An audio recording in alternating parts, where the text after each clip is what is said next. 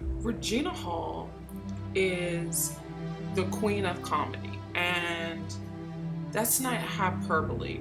She is the reigning queen of comedy. She is a physical comedian, just like Lucille Ball was, and Carol Burnett.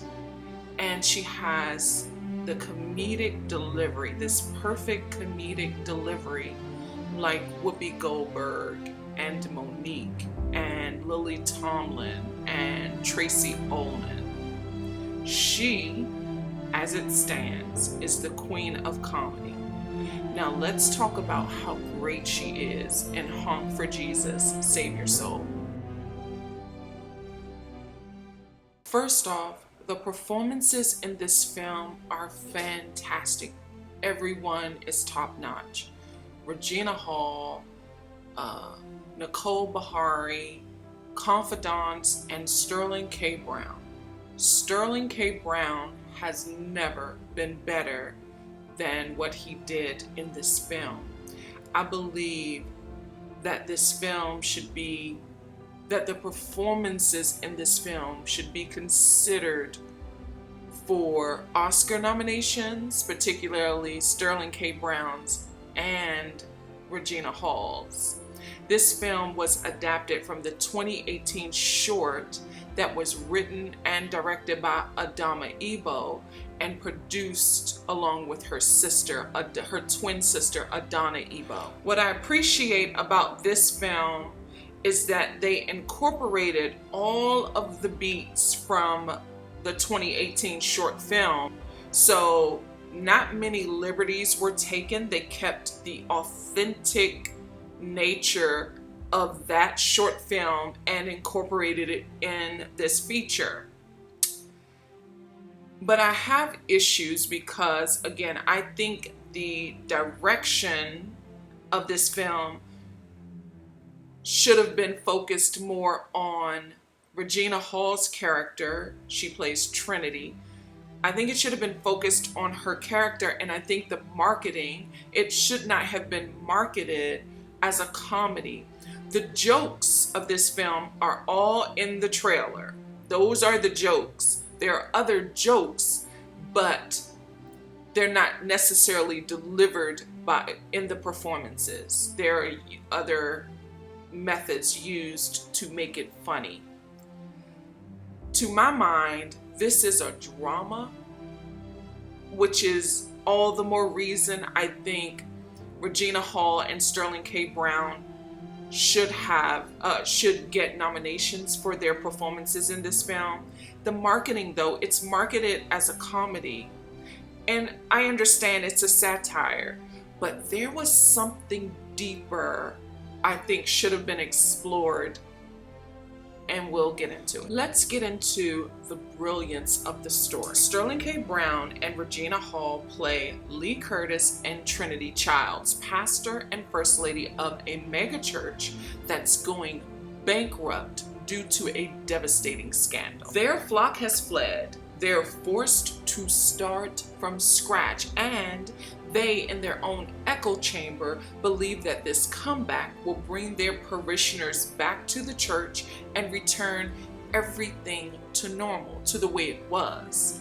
Now, that storyline preaches to the choir and may not be as universal as the larger theme. The more universal message that resonates begs, can you fake your healing? Is redemption for everybody?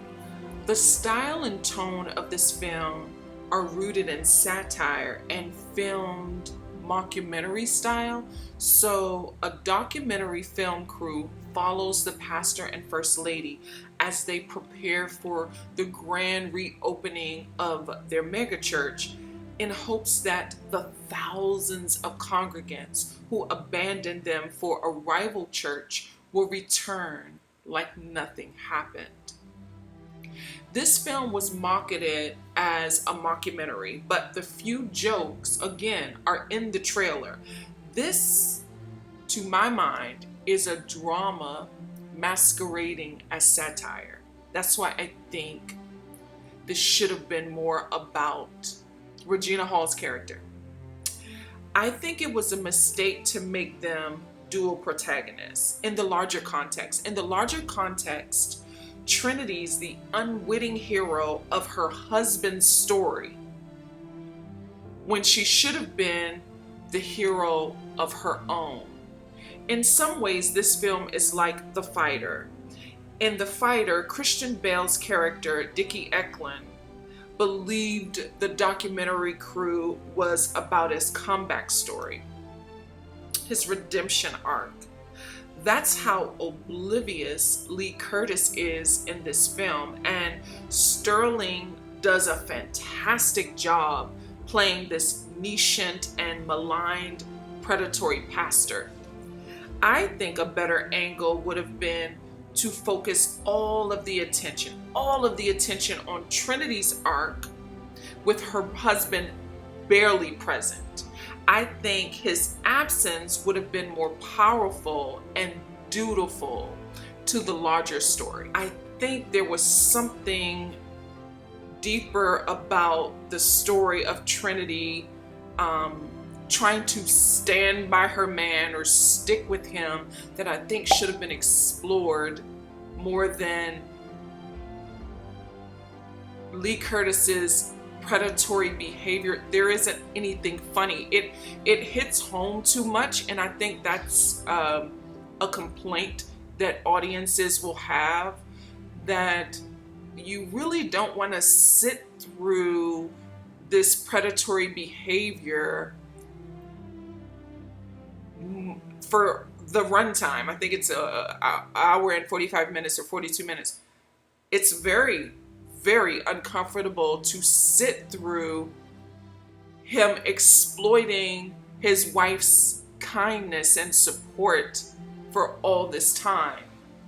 I mean, maybe an audience would appreciate sitting through that storyline if it were a mini-series. And I can't stress enough how exceptional Sterling's performance is. He's so convincing as this power broker, this community organizer who's so unaware and self-involved, unaware of his misgivings, that he believes he's the victim when in reality he's the antagonist. It's so uncomfortable and unnerving to watch a movie centering around an unapologetic, irredeemable man and his continuous predatory behavior. His self-absorption and inequity is supposed to be humorous in this film, but it was painful to watch. Now, First Lady's pain is where the movie works for me. Trinity was the arc that was most impactful. This story was hers, and the movie should have been more centered around her character. She delivers a monologue that was so powerful, and she delivers it with her face covered in mime paint. That was the movie. It's the sizzle reel that should be immediately mailed to the noms committee. The problem with marketing this as a satire mockumentary is that the audience is expecting to laugh, so much humor and comedy, and it lacked that. In that way, going in and sitting through it, it felt like an overextended sketch. And then the dialogue wasn't rooted in the familiar vernacular black megachurch pastors and prosperity preachers communicate in. So in other words, I know that they were quoting scripture, and those scriptures were universal. But there is vernacular black megapastors use that wasn't really used here. And so it didn't feel authentic. The dialogue didn't feel authentic. And again, These pastors, this pastoral couple are in their 40s, and Regina dressed very matronly, and that didn't feel authentic either. Especially first ladies of prosperity preachers, the way Sterling K. Brown's character Lee Curtis is. You would expect her to dress less matronly, even though she hails from an apostolic church. Also, there was no choir director or church staff leading up to the reopening of this church. The cast was skeletal. That felt like a cost savings. I think that took away from the richness of the film, and it affected the world building and believability of the story. But most importantly, the titles and subtitles used was purposeful in the context that a documentary film crew would use them, but here it was used as subtext to punch up the humor. So instead of the characters delivering that humor, delivering those lines, the subtitles did it, and that seemed like a cheap way to deliver the comedy. And the scandal is left to the imagination, and I like that they used that they saved it for the third act. Even as a viewer in the audience, you know what the scandal is without them coloring it so much, without them revealing it in dialogue. You already know, based on the performances and the dynamics, what the scandal is, to prove, to my mind, to prove that redemption is not for everyone, especially if you haven't done the work to get healing. So do I recommend Honk for Jesus, Save Your Soul? 100%. Regina Hall and Sterling K. Brown deliver two of the best performances of the year. Despite the flaws within the movie, they elevate this story better than I've seen all year. They are fantastic in this film. If it is playing in your local theater, please support it, and definitely support filmmakers of color.